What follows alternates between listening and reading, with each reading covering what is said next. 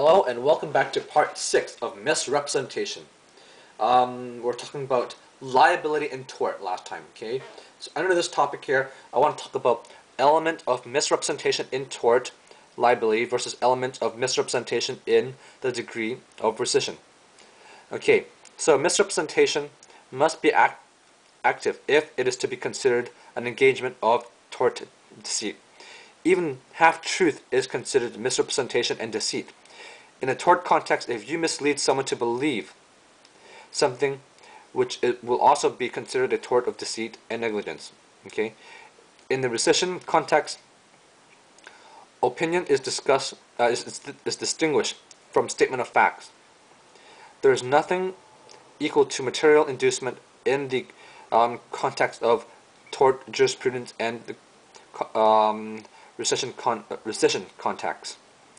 In both tort liability context and rescission context, the role of negligence is also different.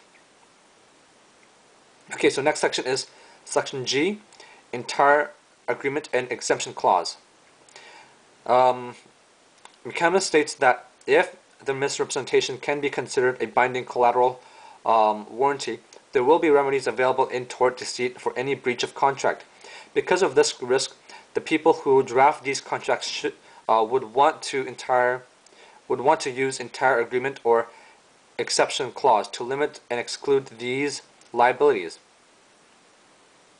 The entire agreement clause states that the contract is the complete and final agreement. It will state that all previous agreement drafts, oral agreements, letter of intent are not valid unless they are stated in the contract. By doing so, other parties will not be able to make claims that there are other promise or terms to the agreement which are not written in the contract. Thus, it is fair to say that the misrepresenter will not be responsible for the veracity of the statement.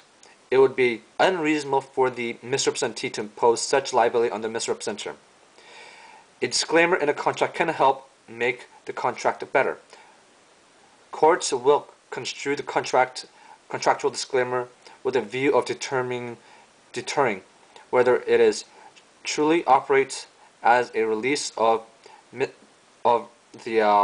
representer's liability for the prior tort.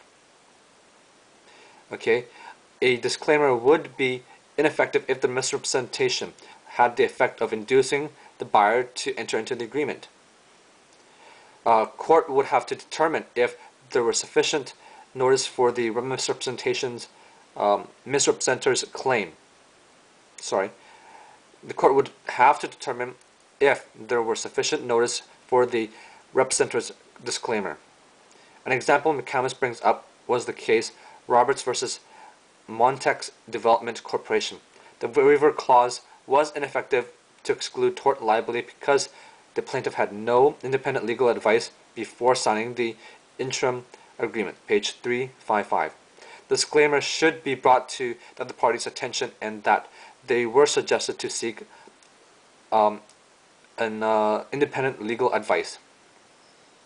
In the case Sod Corporation Inc. versus Thesis and Carmen Construction versus Canadian Pacific Railway Company, the plaintiff received the disclaimer at the time of the initial statement. However, the disclaimer received in the Sod case was not important. The disclaimer was in the sales ad of the trustee. Okay, this case was concluded by both trial judge and court appeal that there will be no negligent misrepresentation. In the Carmen case, however, okay, the disclaimer deprived the plaintiff of relief. The plaintiff has read and understood the disclaimer clause when he received the tender document.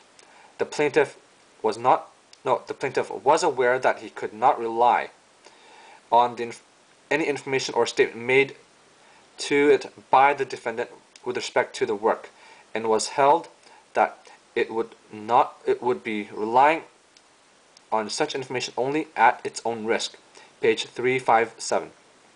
So, in these cases, the exclusion clause and waivers will be given effect by the courts if they had been carefully to ensure that the existence of the disclaimer was clearly brought to the attention of the misrepresentee. In the case Headley-Burns case, the disclaimer was part of the communication that contained the misrepresentation.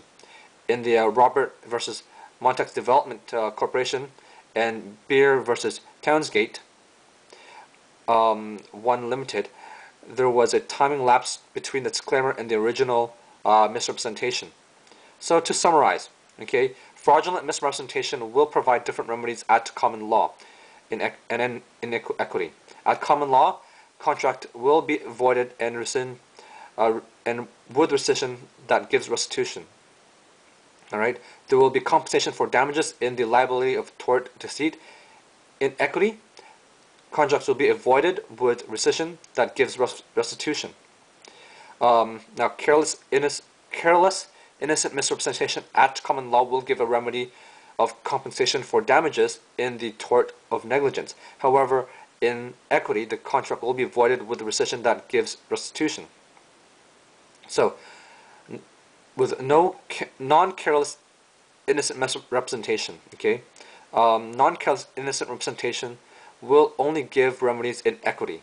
The contract will again be voided with rescission that gives restitution. All right. So that concludes topic here today on misrepresentation. It's a very big topic, so I would say look at it carefully, read it over, listen to my my lectures and my comments, and yeah, if you have any questions, feel free to fire me an email, and I'll get back to you as soon as I can. Until then, stay classy, planet Earth. Thank you for listening.